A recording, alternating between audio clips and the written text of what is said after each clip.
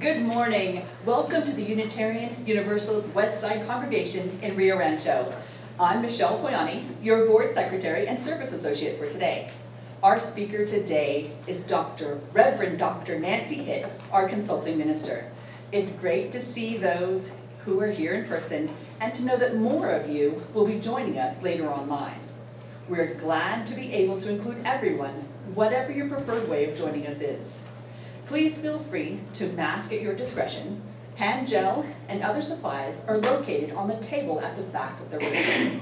Today we have a very special service titled Common Threads.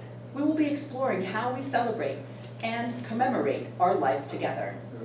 Our program is based on Principle 3, acceptance of one another and encouragement to spiritual growth in our congregations, and source number 1, our direct experience of that transcending mystery and wonder affirmed in all cultures that moves us to a renewed sense of spirit and an openness that forces us to the forces which create and uphold life.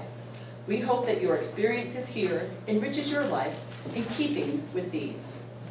Today, we thank Bram and Roxy Castheck for greeting us at the door, Dana Sanford for monitoring our sound system, and Carol Eaglehart for taping our service and leading us in song. We extend a special welcome to those who are visiting us for the first time, both here in our sanctuary and online at home. Would anyone like to introduce themselves? I will. My name is Micaela Maestas, and I live in Albuquerque, and I came here last Sunday to a ceremony, and I grew up UU. I was dedicated in the church when I was 7 in 1966. But I have never been in this building until this week. I have a shaman teacher that lives here in Rio Rancho, and she just lived down the street, so I've been past this building hundreds of times, and I finally made it, and I came back for more. All right, good, thank you. I hope you find your home here. Thank you. Everyone else can just look across the aisle and wave to your friends that are here. Here are today's announcements. Our contribution to Storehouse West for the month of July totaled 106 pounds, or about half of me. The collection bin is outside the social hall 24/7, and the basket is inside the social hall for your continued donations. Thank you for your contributions. The Feed the Rio Rancho Kids program, also known as the Snack Backpack program, met this past Tuesday and assembled 200 bags of snacks to go home with hungry children for the weekend as school resumes. If you are willing and able to occasionally transport a crate of packed supplies to one of our Rio Rancho schools on a standby basis, please let Reverend Nancy know. At the moment, people are in place to carry out the necessary tasks, but we do need a list of people on call on an emergency basis. 5 of us participated in assembling the supplies this week, along with 7 or 8 women from St. Paul's and the Sandoval Democratic Women. This project is off to a great start. We started to clear out the 2 sheds in our courtyard so that we have space to store all of the donations in our yard sale on September 24th and 25th. If any of your personal items are outside in those sheds, please pick them up or clearly label them with big letters so we don't accidentally sell your things. In another week or so, we'll have more detailed information about dropping off your personal contributions to this event. Lastly, a couple of quick things. Rio the dog still needs your newspapers. A bin is on the porch for her, and please remember to put your chair away after coffee hour. Also, the programming team meets today in the green room at 12:30 to plan our future services. Everyone is welcome, and your ideas are also appreciated. Are there any other announcements?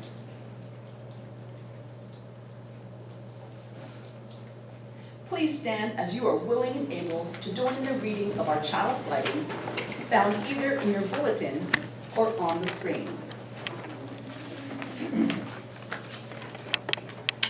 Our chalice of lighting speaks to us of service. It speaks to us of freedom. It speaks to us of the value of life in all its dimensions.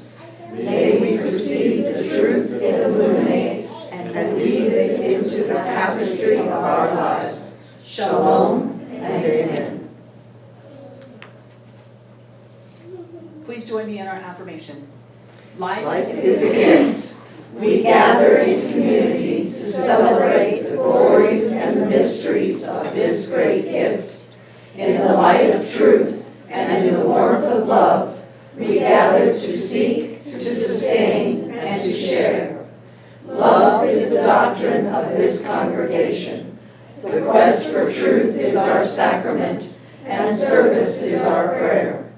To dwell together in peace, to seek knowledge in freedom, to serve others in community, to the end that all souls grow into harmony with creation. Thus do we covenant with one another. Shalom. Thank you, and please be seated.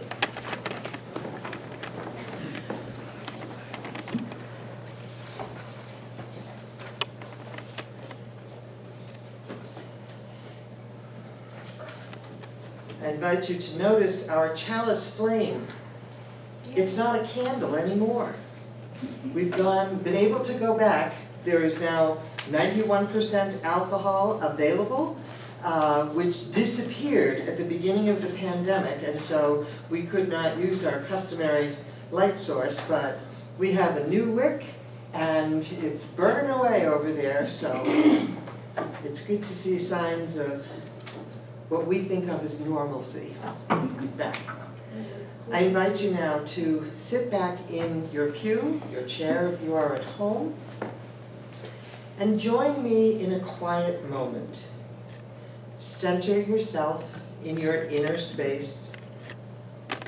Close your eyes or choose a focal point for your gaze. Uncross your ankles, your knees, your wrists. Align your head with your heart and center both over your pelvis. Let your mind go blank and focus your attention on your breathing. Breathe in and out, deeply and fully.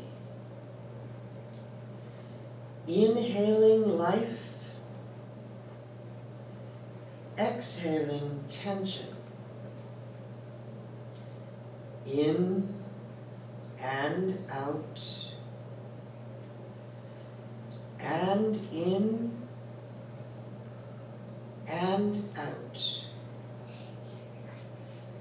And into your mind's eye, envision a handful of fluff, perhaps plant fiber or animal fur.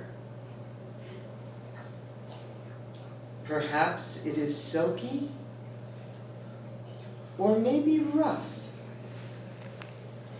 Pinch off a piece of it and roll it against your thigh with the palm of your hand until it twists itself into a thread.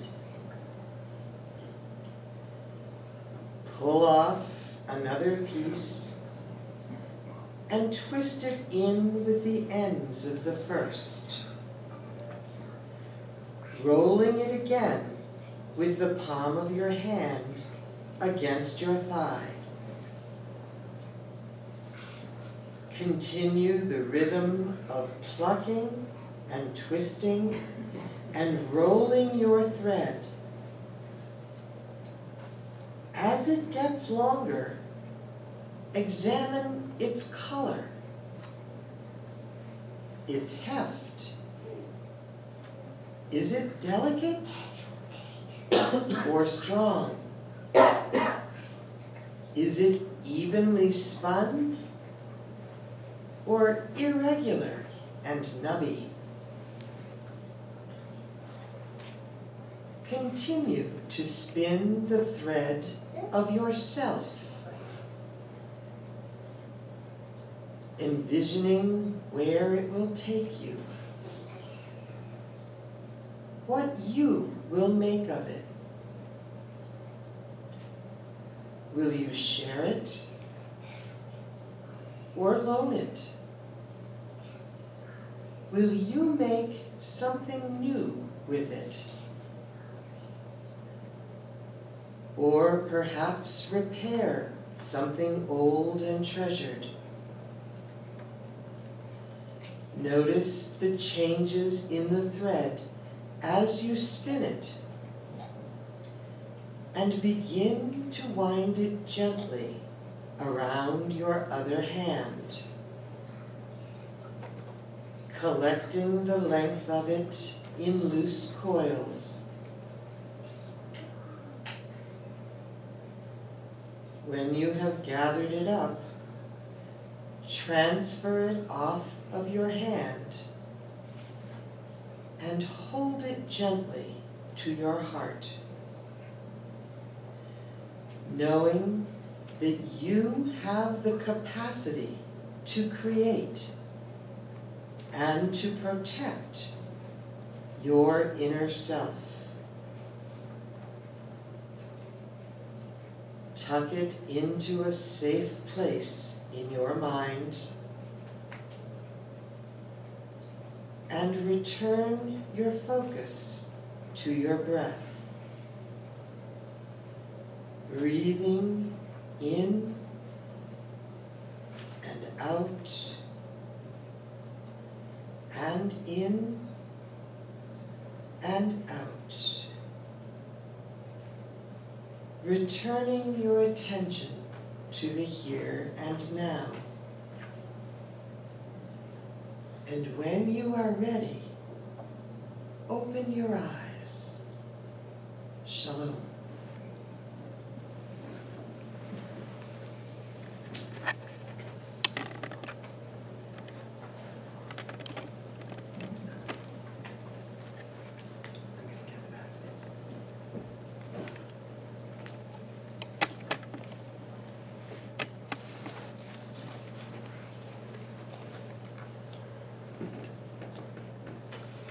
Each time we gather, we take an opportunity to share our joys and concerns. Together, we support one another in sorrow and in times of stress. Together, we celebrate the joys and wonders of life. Today, we will begin by sharing those from our basket. Offer the mic to anyone else who needs it. We invite those at home to speak your joys and concerns aloud as we light our last white candle here. This is a concern. Send good wishes to Adriana. She doesn't feel good this morning. From Roxy. This is Priscilla's joy. House is on the market. Happy sales, hopefully. Here is a joy from Melinda.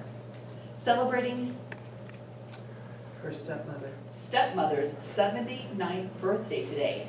First since Melinda's dad's death. Donna has two joys. Husband Gary's health is improving. She's gotten additional hours working for the census. A UUWC joy, $50 income from Smith's Community Rewards Program. If you need help signing up for Smith's program, please see Jay. At this time, we would like to pass the mic around for other people's joys and concerns.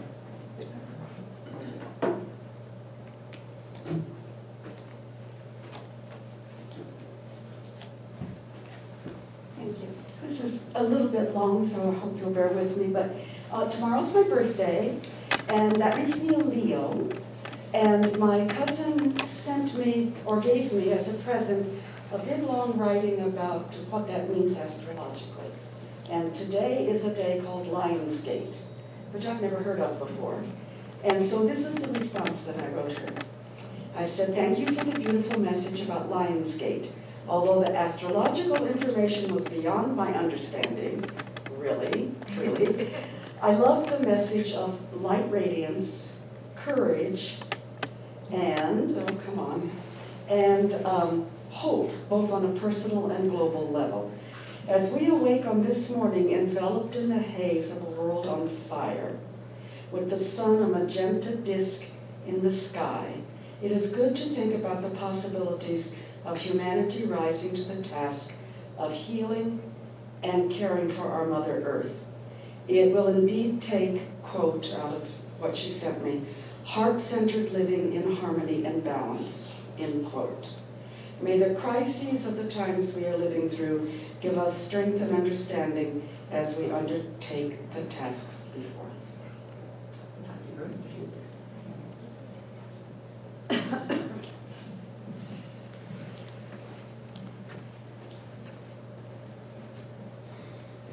Hi, I'm Tom. Last week I mentioned that pack rat that did $1,000 damage to my engine wiring is no more. After a couple weeks of trying to have a heart and trap him, I called in Pete of Gopher Guys, who did the job overnight. And he also suggested that my wildlife-friendly yard needs to be unfriendly to pack rats, and that I need to trim and prune it to more of a garden than just a kind of a wild space. So that's where I am, and thank you.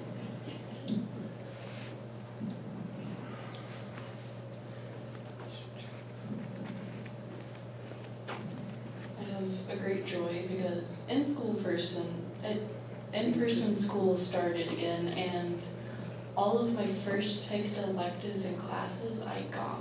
Oh, yeah. And that is really exciting. Very good.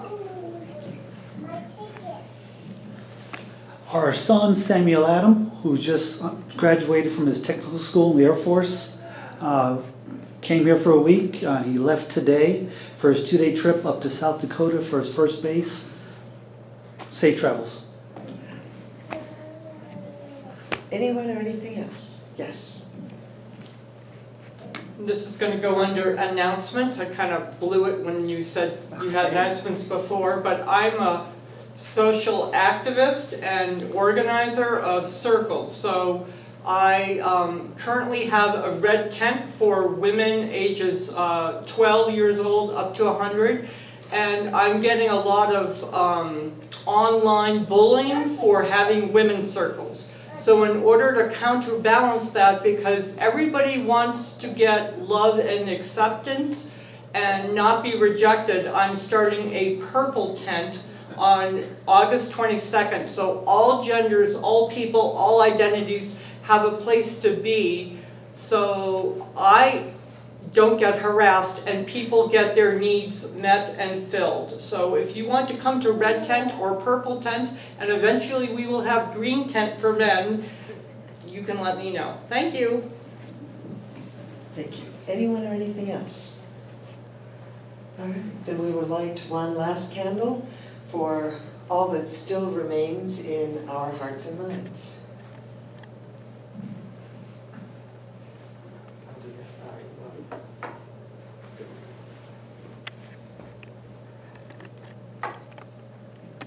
Today we continue to light our red candle, witnessing to the continued need for vigilance within ourselves and around our world on behalf of the victims of racial violence. We commit ourselves to the work of healing in every aspect of this heinous human condition. Shalom. Now we invite Bran Cast-Heck to share our animal ministry moment with us.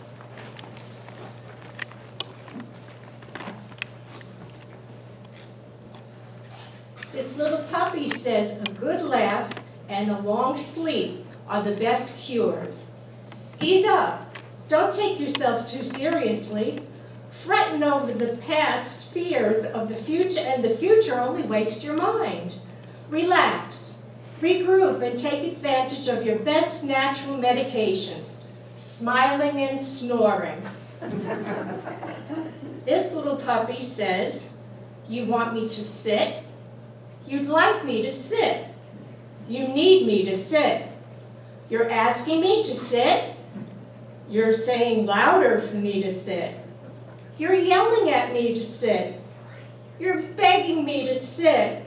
You're pleading for me to sit. You say the word sit like I have any clue what it means.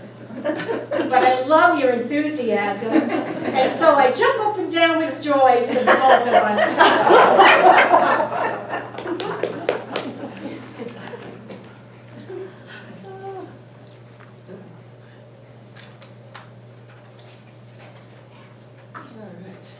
So, in our moment for all ages, we have a series of stories today. Most of us are familiar with at least one or two stories that use spinning or weaving as a part of a magic process. Think, for example, about Rumpelstiltskin or Sleeping Beauty. Now, Rumpelstiltskin is an imp who appears to an imprisoned young woman and spins straw into gold for her, after her father bragged about her ability to do that in order to curry favor with the king. After several straw spinning assignments, the king finally says, well, he'll marry that girl if she'll just spin one last huge room of straw into gold. The plot thickens when Rumpelstiltskin agrees to spin the straw if she will hand over her firstborn child as payment. Desperate, the girl agrees, only to renege on her bargain when the payment falls due.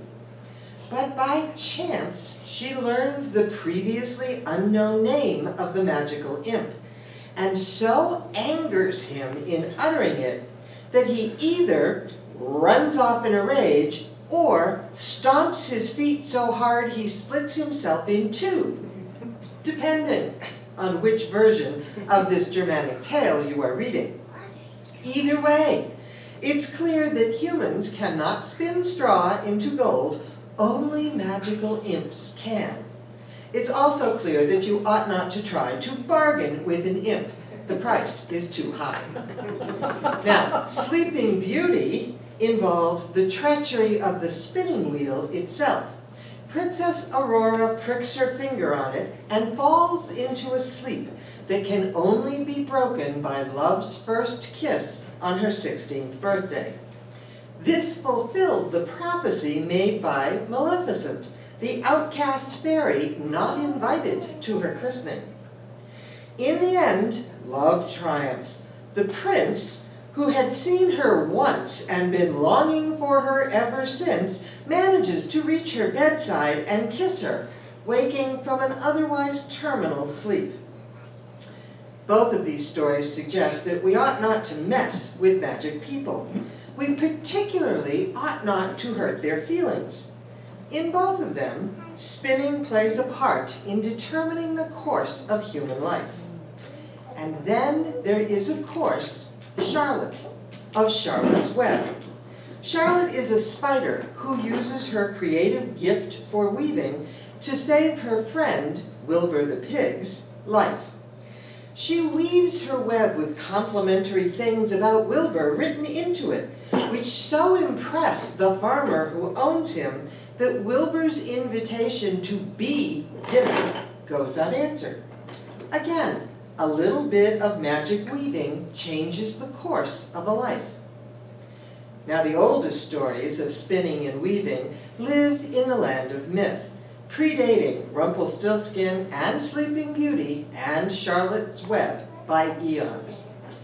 Spindles, spinning, and weaving are an integral part of the mythology and folklore of many cultures.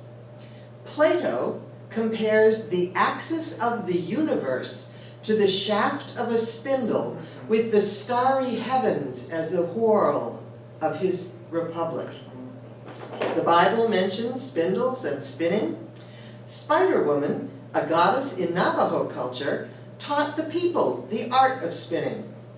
And Arachne, a human woman, challenged the goddess Athena to a spinning and weaving contest and was turned into a spider in Greek mythology. The goddess did not take kindly to competition. The three fates: spin, measure, and cut the threads of human life. In Navajo mythology, Spider-Woman is the constant helper and protector of humans.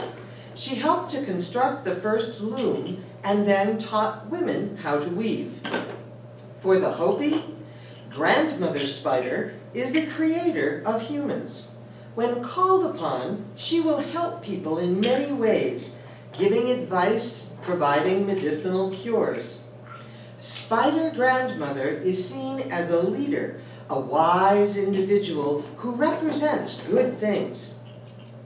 Now this is just a very little bit of the vast history and stories of the technologies of spinning and weaving.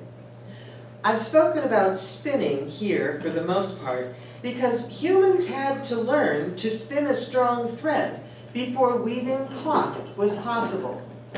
And if your imagination followed our moment for centering this morning, what you were doing was the earliest known form of spinning a thread from either plant or animal fibers. You just roll it, your hand against your thigh, and then pull the thread as it spins together. You are literally spinning it, turning it against your own self. So that started the whole thing, and as cloth became common, the human body was protected in new ways that did not require the hunting and tanning of animal hides. We're going to be exploring the tapestry of life, both in regard to spinning an individual thread and weaving a whole community together a lot. For now, I want you to just take a look at your own clothing, whatever you're wearing, and recognize the practical magic that surrounds you. Shalom.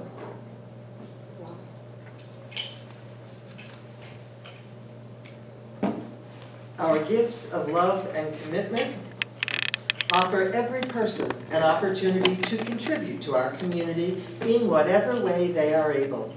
We thank you for your time, your talent, and your treasure. We could not survive without your presence and participation in our life together. Blessed be. Now I invite you to stand. Oh, no, you don't have to stand. We'll just sing it. To sing From You I Receive with us. From you I receive, to you I give, together we share, and from this we live. Thank you.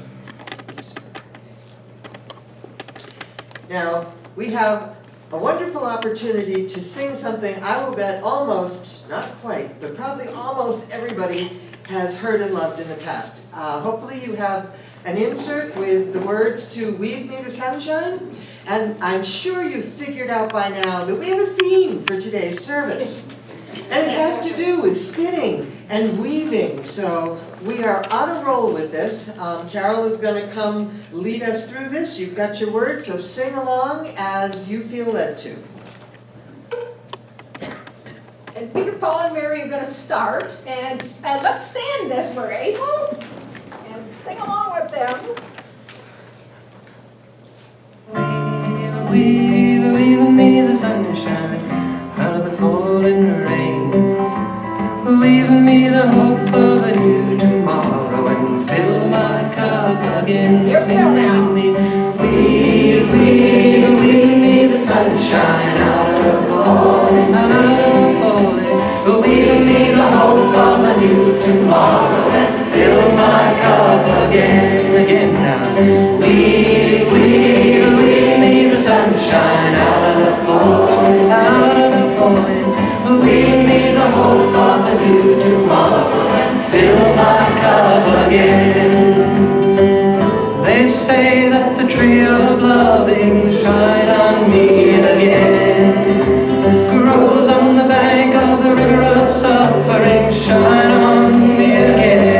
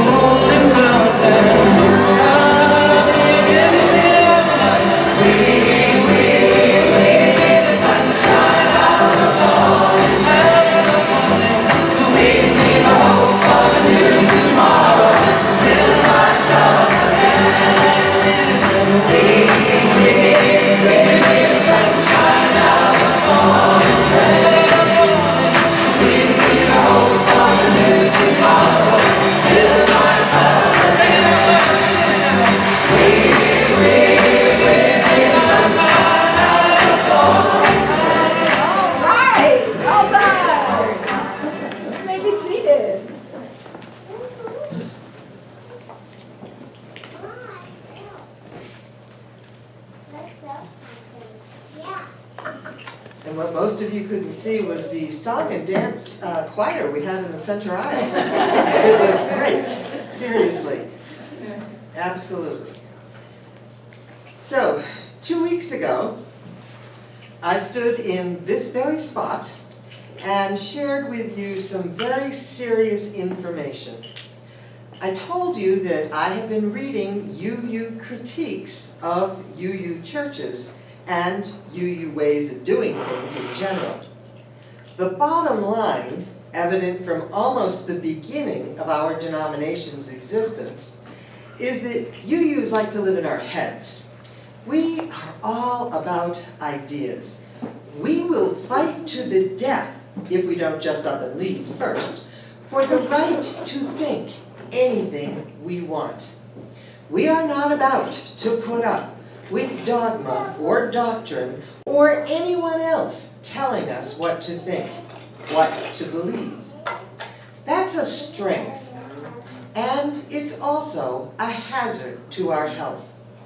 It's hazardous because in our enthusiasm for our own thought process, we often forget the power of experience. Our own UU critics cite us severely for divorcing ourselves from feelings, emotions, and especially shared experiences of those two things. They indict us as not having a genuine UU spirituality that acts as the glue, the matrix of our life together. I pointed out that without a vibrant spirituality, the sense of wholeness we all come here seeking is lacking. Despite our love for all things social justice, other groups do that better than we do. We lack the financial and human resources to address racism, for example, anywhere near as well as Black Lives Matter or New Mexico Black. Social justice alone is not enough to hold us together. We need to be in touch with the interdependent web of all existence. We need to recognize and share our experiences of transcendent mystery and awe. UU critics stated that many UUs are actually embarrassed by the few UUs who openly engage with spirituality. CUPS is the only UU group that regularly shares spiritual experiences together.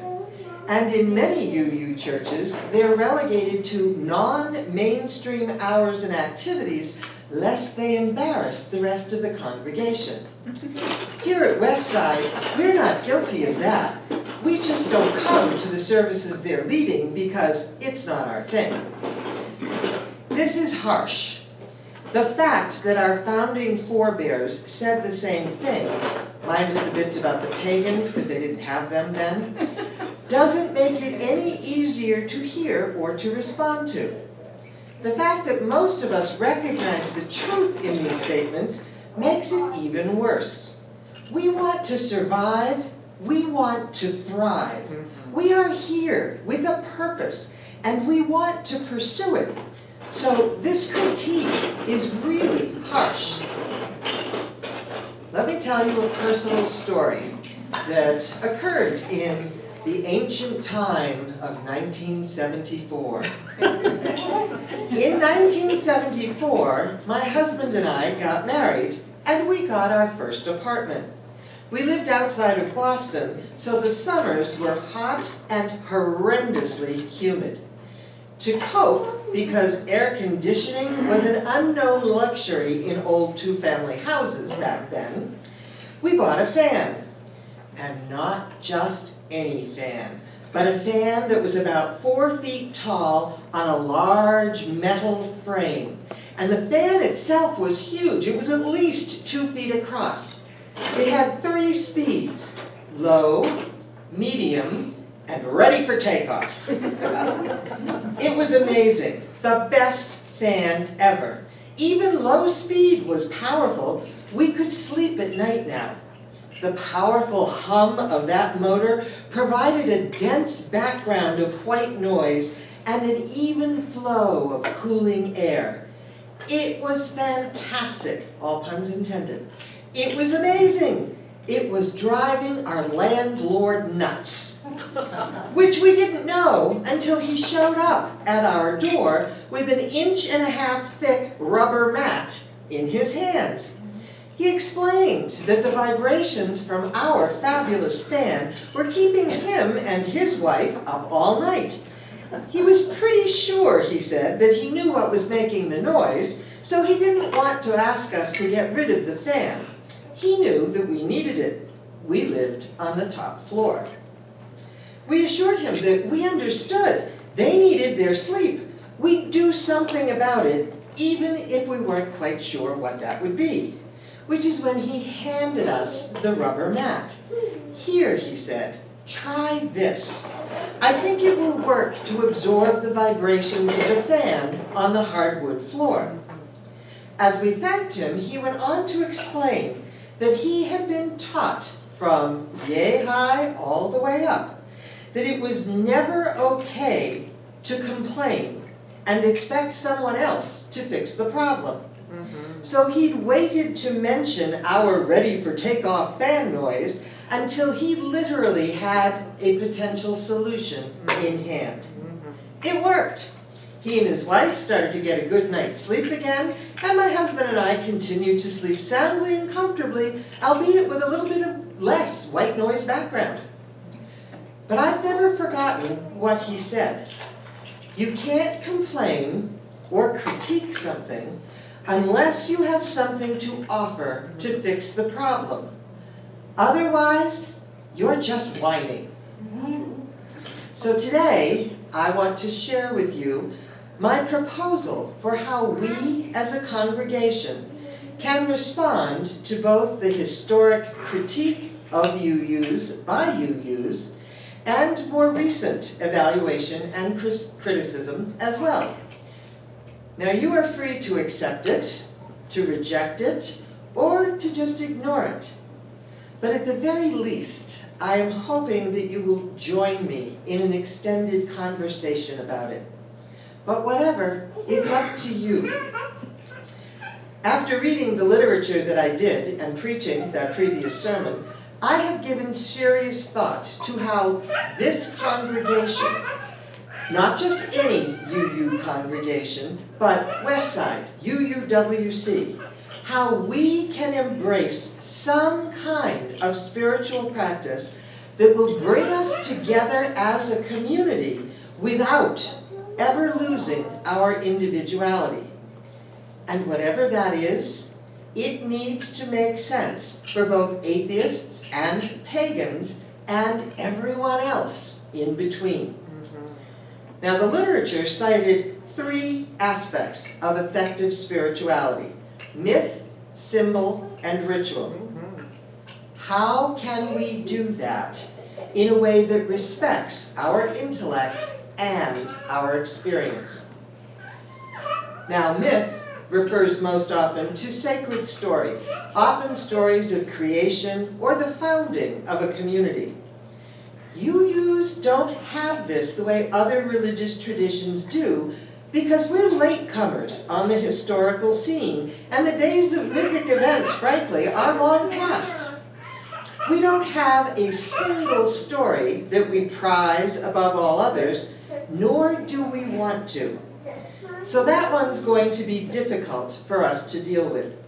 Not impossible, but difficult. I want to start us where I think we can actually succeed and experience joy. So I'm putting that one on hold. We can come back to the struggle with story later. When it comes to symbol, however, we have one. UUs have the flaming chalice, like directly above my head. You can't miss it. It comes to us out of World War II and the effort to rescue Jews from Nazi persecution. Through the efforts of the Unitarian Service Committee, and specifically Martha and the Reverend Waitstill Sharp, over 2,000 Jews were rescued from persecution and death. The service committee recognized the need for a logo that was unique, that would be easily recognizable to identify their official documents and previously unknown to the enemy. They decided on the flaming chalice designed by Hans Deutsch, himself a refugee. After 1941, the symbol of the chalice grew from an underground code sign for safety from persecution and death to the primary identifier for Unitarians and subsequently Unitarian Universalists. It's a wonderful symbol with a glorious history of service and commitment to UU values. We light a chalice or a candle as a stand-in at the start of our services and many of our classes and meetings. Lighting it says, we are here. Our values are here. We also extinguish it with ritual words and actions. The flaming chalice is a potent UU symbol. We are keeping it. However, we need more. We need more than one symbol to say all of the things we want to about ourselves. We need something in addition to our chalice, never in place of it, but in addition to it. Something that we can interact with in new and different ways than our chalice offers us. So I started thinking about religious symbols and things that might become spiritual symbols for UUs. It needs to be something unique, something no other religious group is associated with. I thought about a lot of things. I thought about stars and went, oh no, the Jews have a 6-pointed star, the pagans have a 5-pointed star, the Baha'is have a 9-pointed star. I think we're done with stars. The Muslims have the moon and a star. The heavens have sort of been claimed as far as symbolism goes. It seemed like for every possibility I identified. How about a wheel? Oh no, pagans, wheel of the year, Buddhists, wheel. You know, these symbols are everywhere, but they've been in use for centuries, and they speak to us of other traditions that are wonderful, each in their own individual right. But they're not Unitarian Universalist. For everything I identified, someone had already claimed it, and everything came with a history that pointed to somebody else. And then I thought of a loom. No one that I know of, and if you know more than I do, please speak up, because that's really possible, seriously. But no one that I could find has a loom as a central spiritual symbol. Even though weaving and spinning have ancient spiritual significance. In the stories that I shared with you earlier this morning, we heard a lot about gods and goddesses who created the earth, the people on it, and governed their lives, all of whom had something to do with spinning and weaving. The more I thought about it, and this is where you're all in trouble, the more excited I got. Seriously. A loom weaves a tapestry, a visual picture. Each thread is separate, and yet together they create a thing of beauty that tells a story. Now, here is a loom. Andrea Sutherland's husband handmade this loom from a juniper tree that was taking over their front entry. The tree, at least in part, had to come down. And so the wood that he salvaged from the tree, he used to make this loom. What you can't see from where you are, but I invite you to come up later and check this out, is that there are also lines of turquoise ingrained into the frame of the loom. So this is about as Southwest, a native phenomenon for us as a loom as you could possibly get. So I ask, could this be it? Could we adopt a loom as our congregational symbol and learn to live with it and work with it in a way that would connect us as a spiritual practice? Think about it. This is something that can grow over time, incorporating the life of the congregation into itself. It's visual, it's tactile, and you will be thrilled to know that I am accumulating an amazing library of songs about weaving and dances in which you weave in and out. We can do things with this. When people talk about spirituality, we talk about the things we do to feel connected to the interdependent web of all existence. So what better than a loom to exemplify the interwoven qualities of life? What better than to have words and music and dance and hands-on creativity and the creation of a common image to express our collective spirituality? We're in the land of meaning and metaphor here, people. Two places that UUs love to be. So, here's what I'm thinking about how we could use this and how this could help us. First, we have to simply decide that the loom has a special place in our common life together. We need to be able to see it, like that chalice above my head. It cannot be relegated to the bathroom like our principals once were. Seriously, when I arrived here 7 years ago, they were propped up against the back of the toilet, framed, but in the restroom. Then we need to be able to use the loom, to touch it, to weave a strip of fabric or ribbon or a piece of lace or twine or even a single thread into it to commemorate what matters most to us. It will take us a while to figure out what those parameters are. But the important events in our personal lives, things like birth, death, marriage, graduation, and whatever else we ultimately decide, along with the important events in our congregational lives, special events, new programs, new clergy, new equipment or building improvements, relationships with other congregations for mutual programming, all of these sorts of things, and whatever else you decide, can be commemorated by weaving a strip into this loom. And anyone can and should weave into the loom. It's not a position of privilege. This is an egalitarian kind of activity. Now, a really nice feature is that you could write or stitch, if you're so inclined, anything you want onto a strip of fabric and weave it into the loom. When you weave, you do the in and out thing, and I can tell you because I had to look it up. The vertical threads you see here, that's the warp. The horizontal weaving that we will do, that's the woof. So you have warp and woof that make fabric. Woohoo! But you could take your strip of fabric and you could write anything you wanted on it. Nobody is going to be able to see and read it because after you weave stuff through, you pull them down so that you have a heavier, more durable fabric. So it's not just broad strips, but you're continually lowering those strips and scrunching them together so that what once was individual is now clearly part of a whole piece of stuff.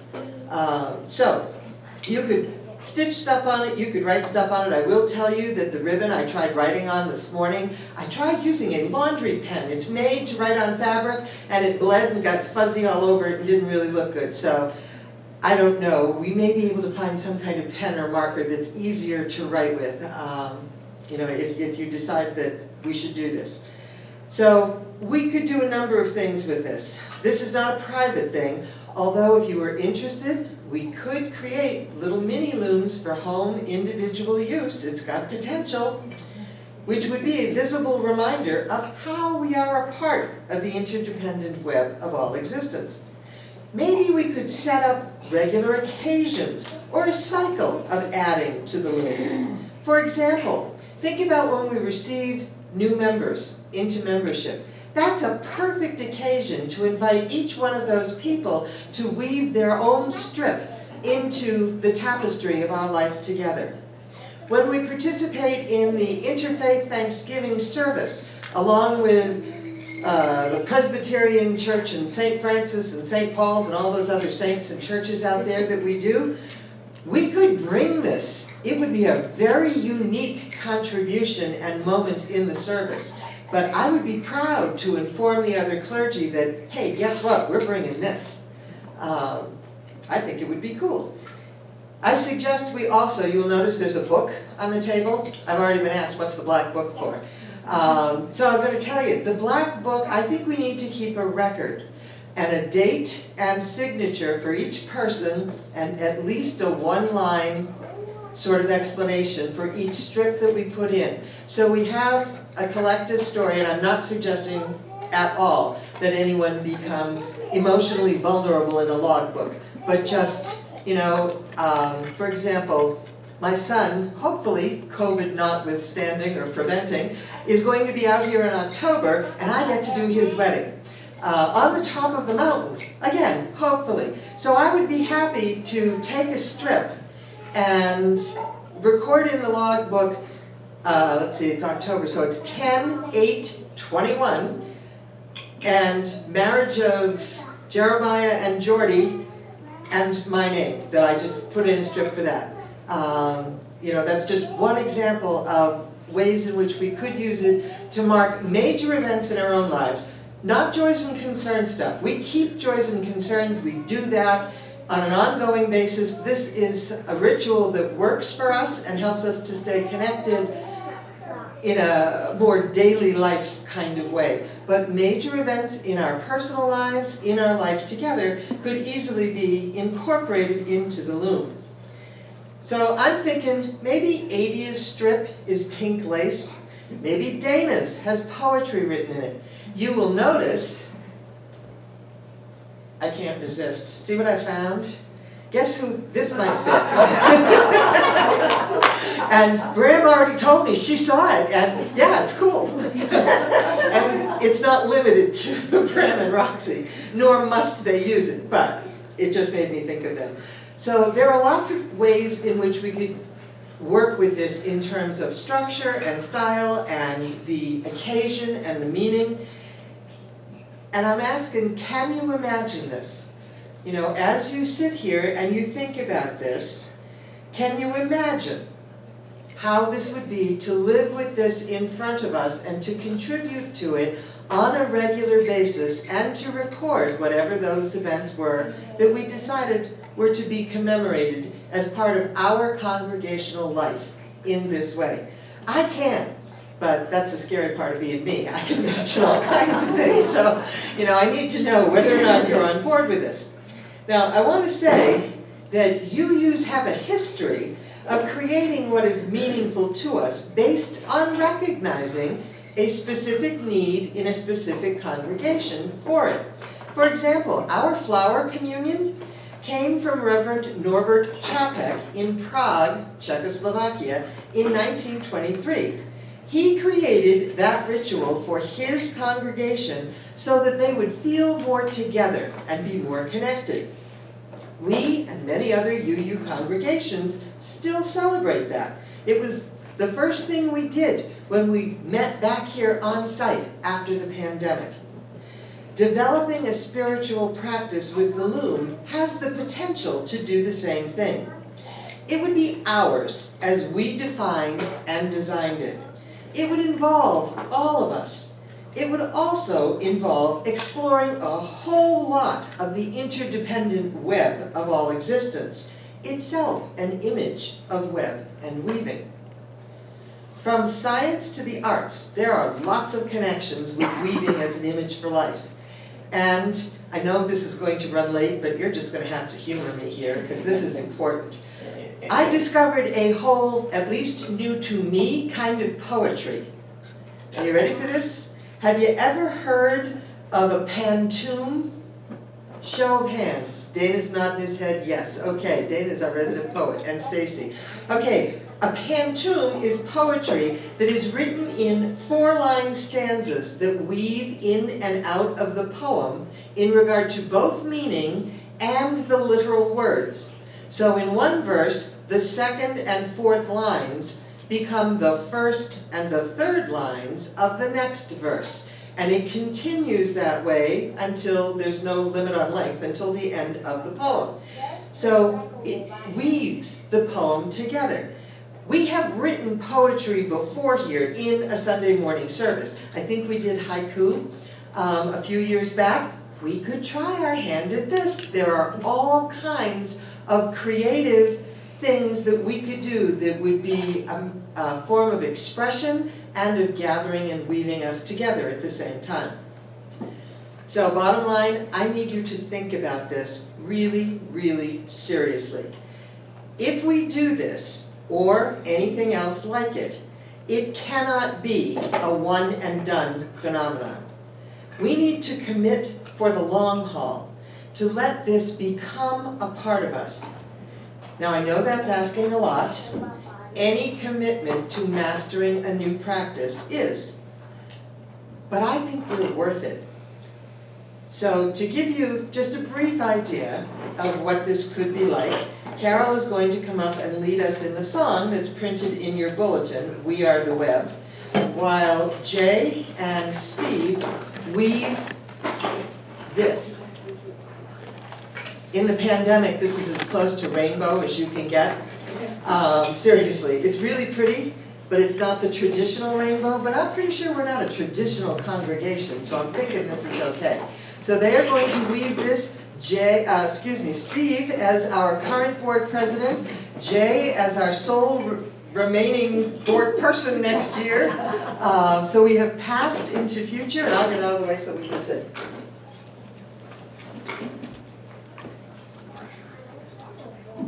So it goes like this. We are the flow and we are the ebb. We are the weavers, we are the web. We are the flow and we are the ebb. We are the weavers, we are the web. And then in the middle we could just sing, weave, weave, weave. Weave, weave, weave. And you can sing any of those parts that you like, weaving our voices together. Here we go. We are the flow and we are the ebb. We are the weavers, we are the web. We are the flow and we are the ebb. We are the weavers, we are the web. Weave, weave, weave. Weave, weave, weave. We are the flow and we are the ebb. We are the weavers, we are the web. We are the flow and we are the ebb. We are the weavers, we are the web. Weave, weave, weave. Weave, weave, weave. We are the flow and we are the ebb. We are the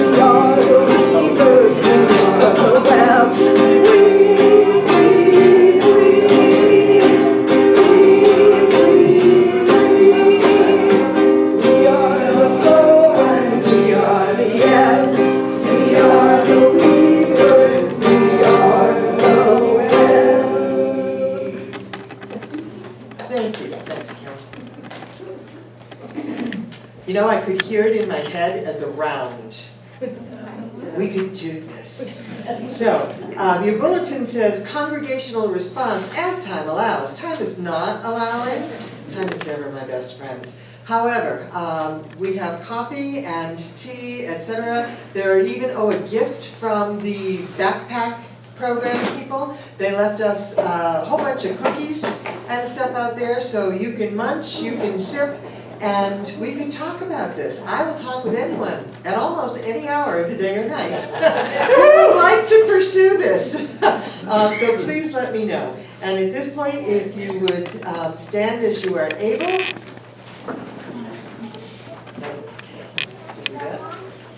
And join me in reading the words as we extinguish our chalice.